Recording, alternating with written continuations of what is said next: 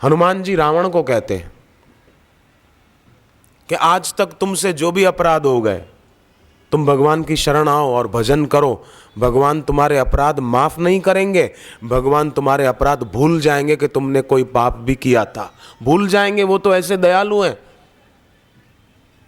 प्रणतपाल रघुनायक करुणा सिंधु खरारी, गए शरण प्रभु राखी है तब अपराध बिसारी। तुम आ जाओ, वो तुम्हारे अपराध भूल जाएंगे, ऐसे दयालु हैं।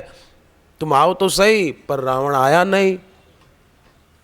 मोह मूल बहुशूल प्रद त्यागहु तम अभिमान, भजहु राम रघुनायक कृपा सिंधु भगवान। भजो। पूज्य बापूजी सबका भला चाहते हैं, बापूजी सबका मंगल चाहते हैं। इसलिए बापूजी से दीक्षा लिए हुए कई मुस्लिम बंधु भी हैं। बापूजी ने उनको ये नहीं कहा कि तुम तुम्हारा धर्म छोड़ दो, नहीं नहीं, तुम अपने धर्म में सुखी रहो, अपना कल्याण करो, तुम्हारा दुख दूर करो, सुख शांति पाओ। तो कई मुस्लिम बंधु भी बापूजी के चरणों में आते हैं, सत्संग सुनते हैं, दीक्षा भी ली है। हैदराबाद में सत्संग था तो एक बहन आई मेरे पास, मुझे कहा उसने कि मैं मुस्लिम हूँ, मेरा नाम मुमताज है, पर मैंने बापूजी से दीक्षा ली है। हूँ तो अपने धर्म में ही, पर बापूजी से मैंने नामदान लिया है, मैं जप करती हूँ और हमारे घर में बड़ा आनंद है। बापूजी ने हमको ये नहीं कहा कि धर्म बदल दो, पर बापूजी ने तो हमारा कल्याण कर दिया, हमारे घर में आनंद ही आनंद है। सूर्य कभी रोशनी एक को दे और दूसरे को न दे, ऐसा हो नहीं सकता। सूर्य नारायण सबको अपनी रोशनी देते हैं, सबको धूप देते हैं, सब पर किरणें बरसाते हैं। उसी प्रकार सच्चे सद्गुरु भी सब पर अपनी करुणा कृपा बरसाते हैं और सबका कल्याण चाहते हैं कि सबका मंगल हो जाए। कई सिख सरदार लोग बापूजी से दीक्षा लिए हुए हैं। सिख सरदार बोलते हैं कि बापूजी तो हमारे गुरु नानक देव हैं, दीक्षा लेते हैं, जप करते हैं और शांति पाते हैं, सुख पाते हैं। छोटी बुद्धि के लोग ही लड़ाई झगड़ा, मेरा तेरा, मार काट, नहीं नहीं भैया। जीवन में भजन को, भक्ति को महत्व देना बहुत जरूरी है। जिसकी जिंदगी में बंदगी न हो उसकी जिंदगी जिंदगी नहीं, गंदगी है, गंदगी। जिंदगी में बंदगी होनी चाहिए। मेरी जिंदगी में क्या था? बापू की बंदगी से पहले मैं बुझा हुआ दिया था, बापू की बंदगी से पहले बुझा हुआ दिया था।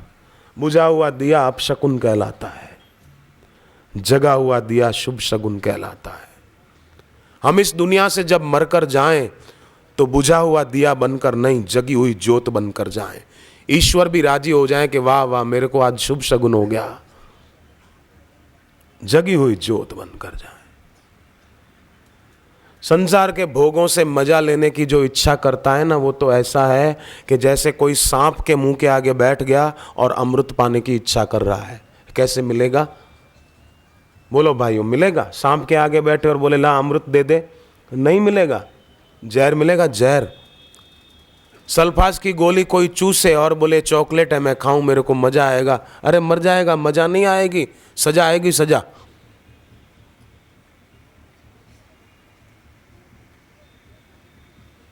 बबूल के पेड़ के नीचे कोई बैठे, बोले मेरे को छांव मिलेगी, मेरे को छांव मिलेगी। छांव तो नहीं वत मिलेगी, कांटे चुभ जाएंगे। संसार के भोग ऐसे ही हैं, बबूल के कांटे जैसे। एक आदमी शराब बहुत पीता था, बहुत पीता था। उसकी पत्नी उसको समझाती थी, पतिदेव शराब छोड़ दो, छोड़ दो, पर वो माने ही नहीं। पत्नी ने भी फिर बोलना छोड़ दिया उस बारे में। एक दिन वो आदमी अखबार पढ़ रहा था, अखबार में शराब की बुराई लिखी थी, शराब पीने से कैंसर होता है, लीवर खराब होता है, पाचन तंत्र भी खराब होता है। तो जोर से चिल्लाया, आज से बंद, आज से बंद, आज से बंद। पत्नी राजी हो गई, शराब पीना बंद? बोले नहीं, आज से अखबार लेना बंद।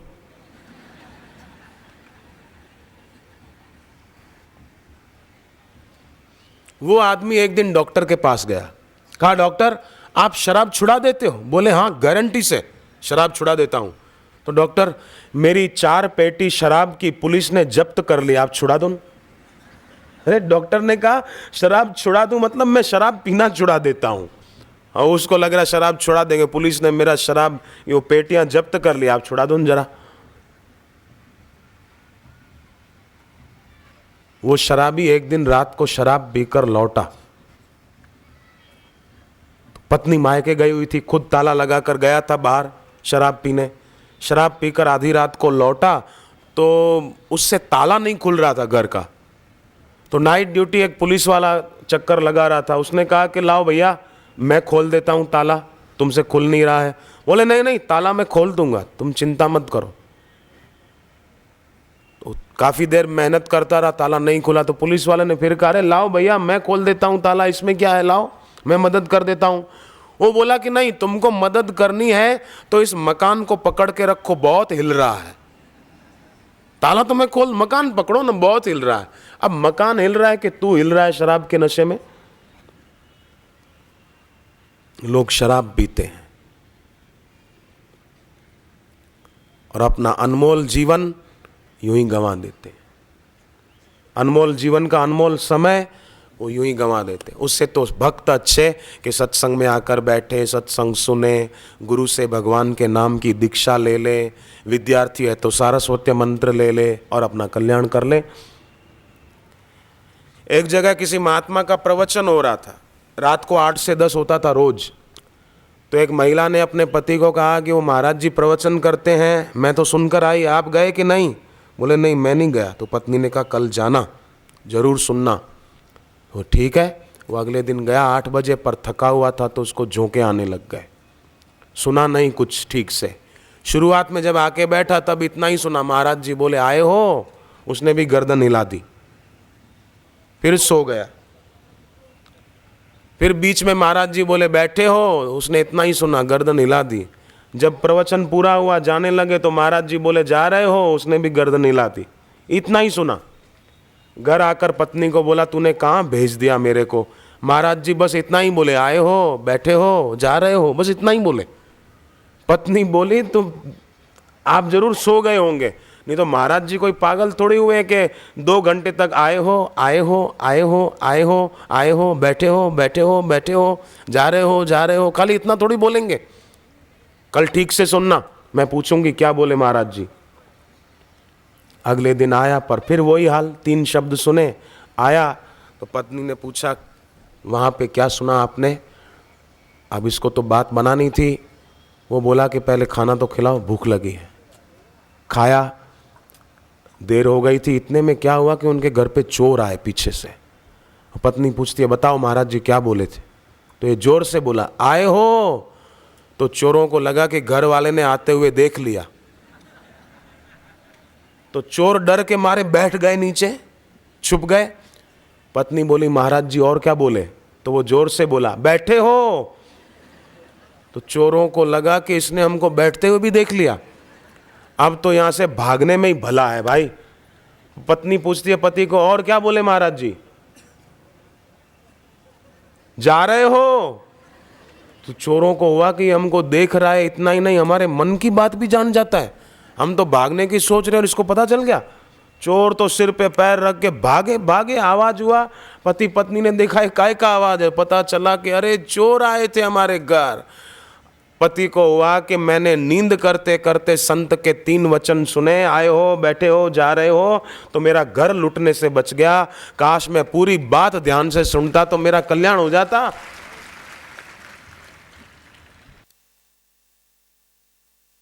बात आदर पूर्वक सुने, वो प्रवर श्रोता माने जाते हैं, प्रवर श्रोता। ज्ञान ध्यान मला काही नाही ठाव, एकच येते मला बस तुलाच पाहाव, पाहाव।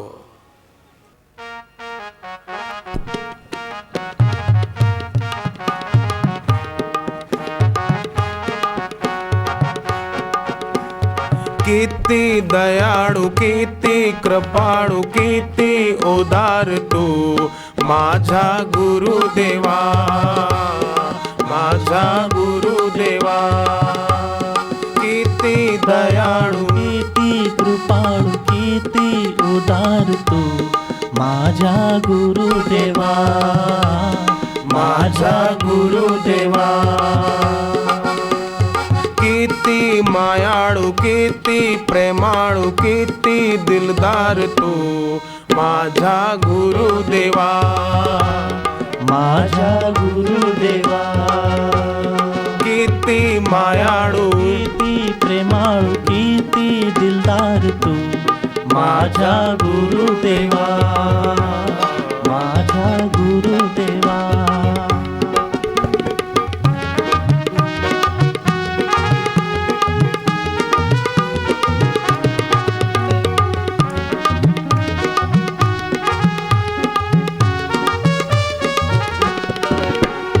तुझ्या या नामाची महिमा आहे भारी तुझ्या या नामाची महिमा आहे भारी ऐकून हे तुझे नाम आलो तुझ्या दारी ऐकून हे तुझे नाम आलो तुझ्या दारी दिसते निसार सर्व संसार कर मला भवभार तू माझा गुरुदेवा माझा गुरुदेवा दिसते निसार सर्व संसार कर मला भवपार तू माझा गुरुदेवा माझा गुरुदेवा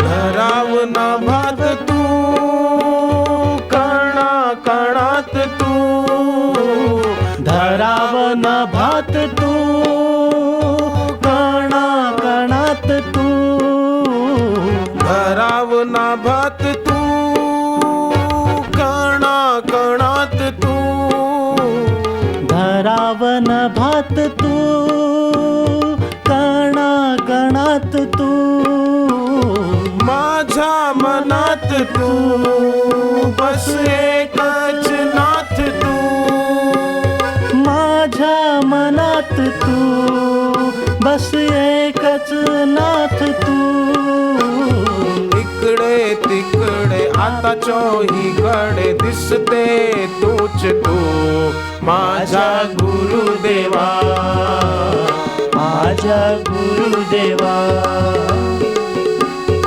इकडे तिकडे आता चोहीकडे दिसतो तूच तू माझा गुरुदेवा माझा गुरुदेवा सूरत में क्या हुआ आपको सुनकर आश्चर्य लगेगा आमदार साहब को भी आश्चर्य लगेगा सूरत में बाढ़ आई थी पिछले साल आपको पता है ना पूरा सूरत पानी में डूब गया था कहीं 9 फुट पानी था लोगों के घरों में कहीं 17 फुट पानी भी था कहीं 13 फुट पानी था किसी इलाके में कोई ज़्यादा नीचा तो 17 फुट पानी उसमें सूरत में एक एरिया है आनंद महल रोड वहाँ पर एक बहन दीक्षा ली हुई उसका नाम धर्मिष्ठा बहन उसको उसी दिन 9 अगस्त को प्रसूति की पीड़ा हुई डॉक्टर ने कहा था 30 अगस्त की डेट है डिलीवरी की पर वो 9 तारीख को पीड़ा हुई और घर में था 9 फुट पानी खुद ऊपर किसी दूसरे के घर में रुके हुए थे अब प्रसूति की पीड़ा हुई तो रात को कहाँ जाएं चारों तरफ पानी है कोई डॉक्टर नहीं कोई नर्स नहीं टावर कोई काम नहीं करते थे मोबाइल के अब क्या करें परंतु इंसान की अज़्म से जब दूर किनारा होता है तूफान में टूटी किश्ती का भगवान सहारा होता है भगवान ने गीता में कहा है, मत चित्तः सर्व दुर्गाणी मत प्रसादा तरिष्यसि। रामचरितमानस में राम जी ने सुग्रीव को कहा, सखा सोच त्यागहु बल मोरे। ए मेरे मित्र, तू सारी चिंता छोड़ दे, मेरे बल का आश्रय कर।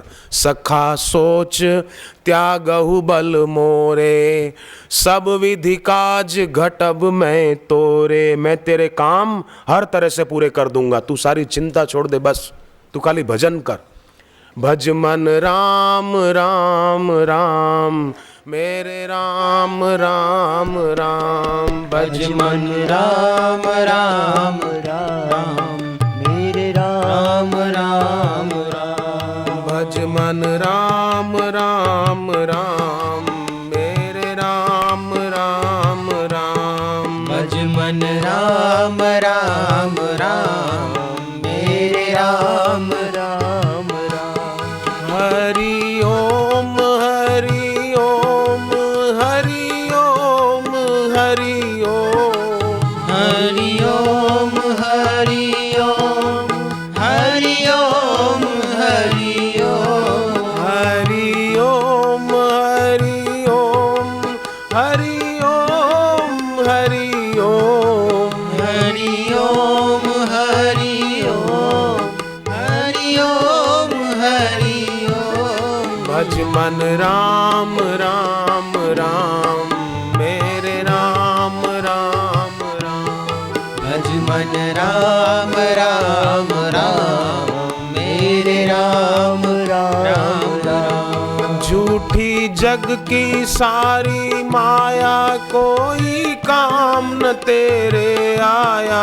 झूठी जग की सारी माया, कोई काम न तेरे आया। जिसने नाम प्रभु का गाया, वो भव सिंधु से तर पाया। जिसने नाम प्रभु का गाया, वो भव सिंधु से तर पाया। भज मन राम राम राम, मेरे राम राम राम। भज मन राम राम राम, मेरे राम राम राम।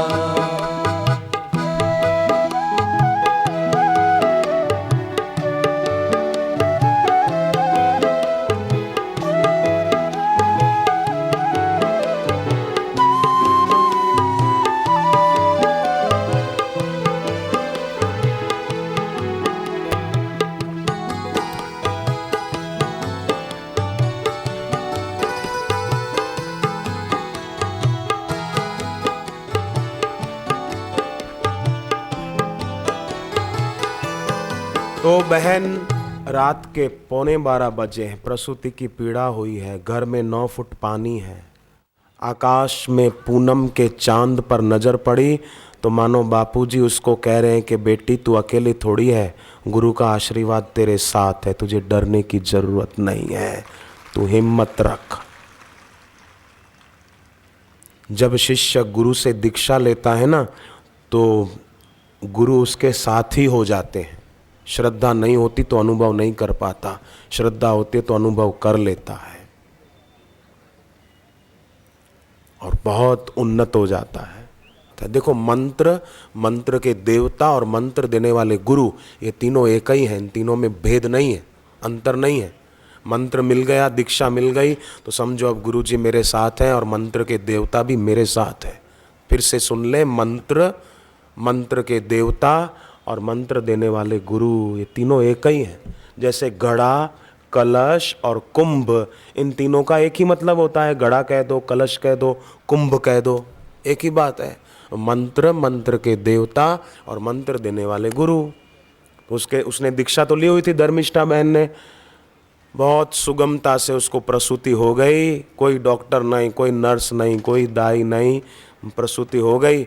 तो उसको 2 महीने पहले लीवर की तकलीफ थी धर्मिष्ठा बहन को, तो डॉक्टरों ने पहले कहा था आपके बच्चे को भी ये तकलीफ हो सकती है, पर जब पानी उतर गया और बच्चे को डॉक्टर के पास ले गई, जांच कराई तो पता चला कि न बच्चे को लीवर की तकलीफ है, न अभी इसको कोई तकलीफ है। बच्चा भी रुष्ट पुष्ट है और माँ भी ठीक है, बढ़िया है।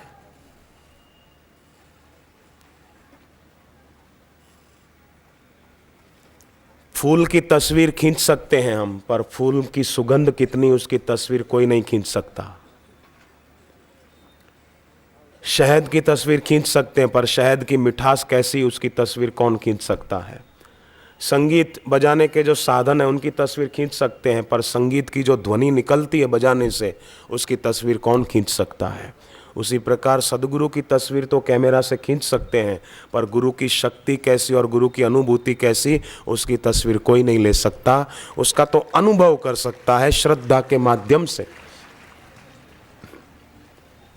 सच्चे संत को, सदगुरु को अपने बौद्धिक तर्क के द्वारा समझ भी नहीं सकेंगे।